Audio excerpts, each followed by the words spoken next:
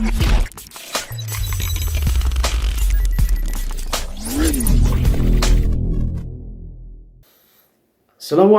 warahmatullahi wabarakatuh. Senang berjumpa lagi dengan Anda semua. Saya Sambas Ali Muhyiddin dalam kajian manajemen kearsipan. Pada kesempatan kali ini kita akan membahas tentang ragam kearsipan. Apa itu ragam kearsipan? Yaitu jenis-jenis arsip.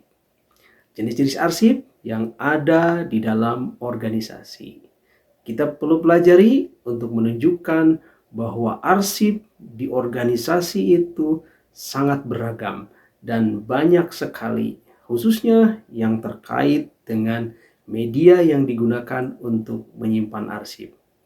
Seperti apakah penjelasan tentang ragam kearsipan?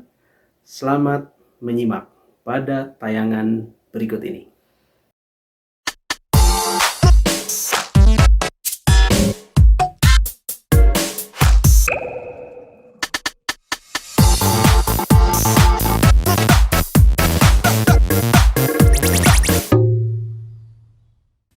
Assalamualaikum warahmatullahi wabarakatuh. Bapak dan Ibu serta saudara-saudara sekalian, berjumpa lagi bersama saya Sambas Ali Muhyiddin. Pada segmen kali ini kita akan membahas materi tentang ragam kearsipan, yaitu tentang jenis-jenis arsip. Bapak dan Ibu, secara umum arsip dikelompokkan menjadi dua. Pertama, berdasarkan fungsi dan kegunaannya, dan kedua, berdasarkan media yang digunakan. Berdasarkan fungsi dan kegunaannya, arsip dibedakan menjadi arsip dinamis dan arsip statis. Arsip dinamis adalah arsip yang memiliki nilai guna primer atau arsip yang digunakan secara langsung dalam kegiatan pencipta arsip dan disimpan selama jangka waktu tertentu. Arsip dinamis dibedakan menjadi tiga jenis, yaitu arsip vital, arsip aktif, dan arsip inaktif. Arsip vital adalah arsip yang keberadaannya merupakan persyaratan dasar bagi kelangsungan operasional pencipta arsip. Tidak dapat diperbaharui dan tidak tergantikan apabila rusak atau hilang. Contoh arsip vital adalah akta pendirian perusahaan. Kemudian arsip aktif Bapak dan Ibu adalah arsip yang frekuensi penggunaannya tinggi dan atau digunakan secara terus-menerus. Sementara arsip inaktif adalah arsip yang frekuensi penggunaannya telah menurun. Bapak dan Ibu, jika merujuk beberapa pendapat ahli, maka diperoleh informasi bahwa rentang frekuensi penggunaan arsip diukur dalam 1 tahun, yaitu antara 6 sampai dengan 15 kali. Standar tersebut apakah 6, 7, 8, dan seterusnya disesuaikan dengan kebijakan perusahaan tersebut yang berdasarkan pada tinggi rendahnya proses korespondensi yang terjadi di dalam perusahaan. Sebagai contoh misalnya, sebuah organisasi menetapkan status sebuah arsip dikatakan inaktif jika dalam 1 tahun dirujuk atau digunakan maksimal 6 kali. Sehingga setiap arsip di perusahaan tersebut yang dirujuk atau digunakan kurang dari 6 kali, maka statusnya sebagai arsip inaktif. Selanjutnya adalah arsip statis. Bapak dan Ibu, yang dimaksud dengan arsip statis adalah arsip yang dihasilkan oleh pencipta arsip karena memiliki nilai guna sekunder atau kesejarahan, telah habis retensinya dan berketerangan dipermanenkan, yang telah diverifikasi sebelumnya baik secara langsung maupun tidak langsung oleh Arsip Nasional Republik Indonesia dan atau lembaga kearsipan lainnya. Arsip statis ini tidak dipergunakan secara langsung untuk perencanaan dan penyelenggaraan administrasi sehari-hari.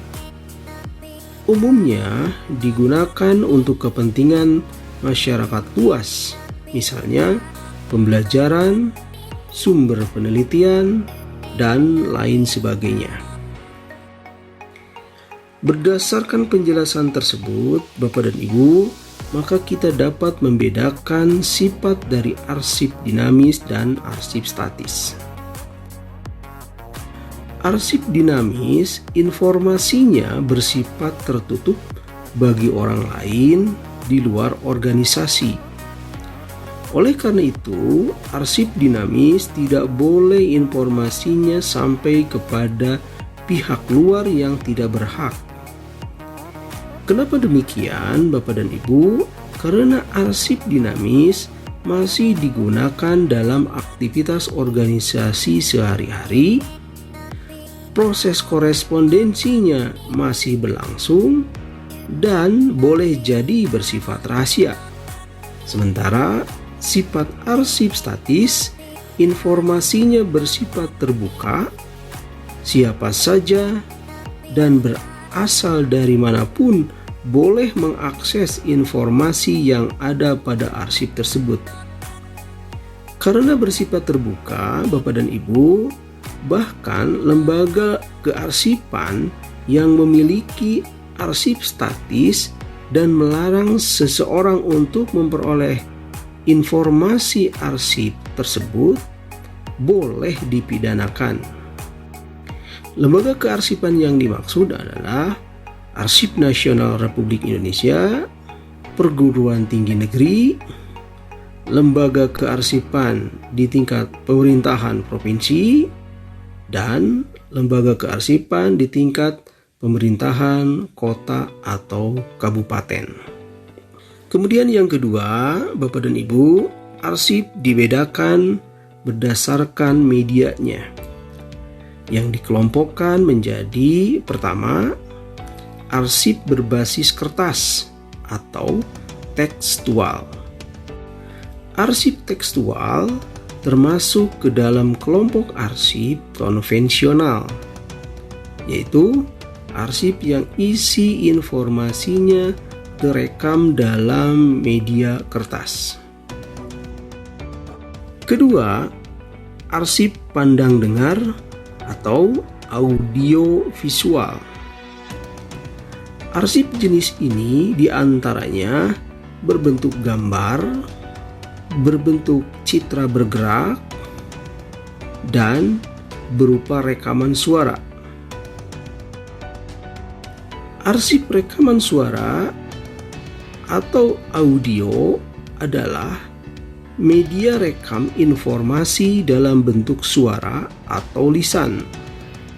Arsip rekaman gambar atau visual adalah media rekaman yang berisi informasi dalam bentuk gambar. Sementara arsip rekaman suara dan gambar atau audio visual adalah media rekaman informasi dalam bentuk suara dan gambar bergerak. Ketiga, arsip kartografi dan kearsitekturan. Arsip kartografi adalah arsip yang informasinya tertulis dalam bentuk grafik atau fotometrik, termasuk di dalamnya antara lain peta, chart, denah, desain bangunan, mesin atau pesawat, bagan, dan sejenisnya. Arsip kearsitekturan adalah arsip yang di dalamnya terkandung informasi yang berhubungan dengan kearsitekturan. Misalnya, arsip cetak biru pembangunan gedung atau bangunan bersejarah dan lain sebagainya. Keempat, arsip mikrofilm dan mikrofilm.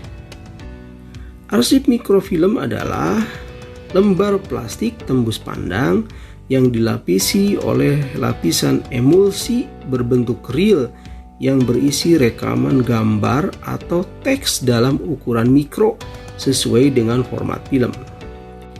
Sementara arsip mikrofilm adalah lembar film berisi banyak miniatur gambar atau citra dalam suatu kisi atau frame. Selanjutnya terakhir, kelima, arsip elektronik.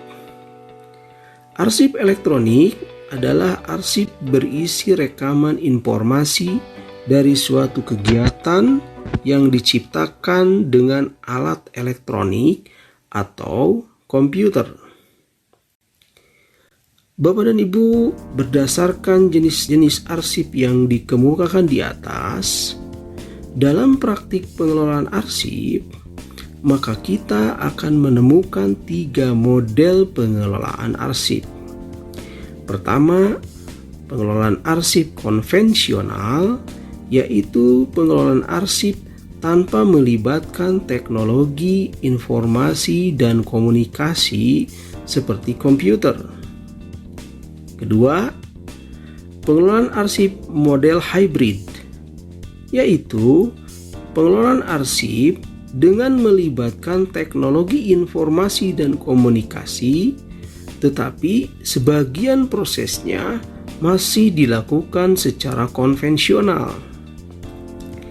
Salah satu kegiatan model pengelolaan arsip secara hybrid adalah adanya kegiatan alih media arsip.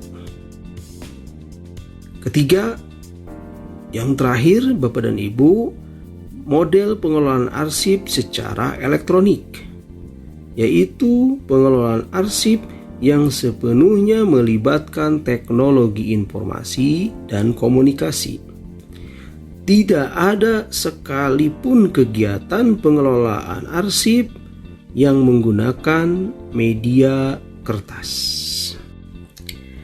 Demikian Bapak dan Ibu serta saudara-saudara sekalian, topik kita tentang ragam kearsipan. Semoga bermanfaat. Sampai jumpa lagi di segmen selanjutnya bersama saya, Sambas Ali Muhyiddin. Wassalamualaikum warahmatullahi wabarakatuh.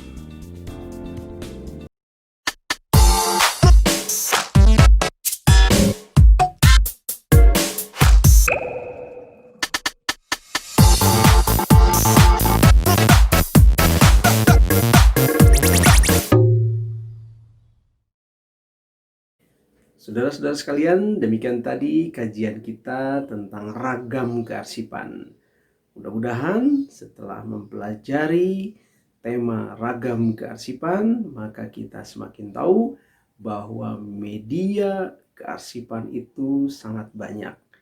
Dan kita juga dapat memanfaatkan media-media tersebut untuk arsip-arsip yang kita miliki dalam organisasi, tentu saja sesuai dengan karakteristik dari arsip tersebut.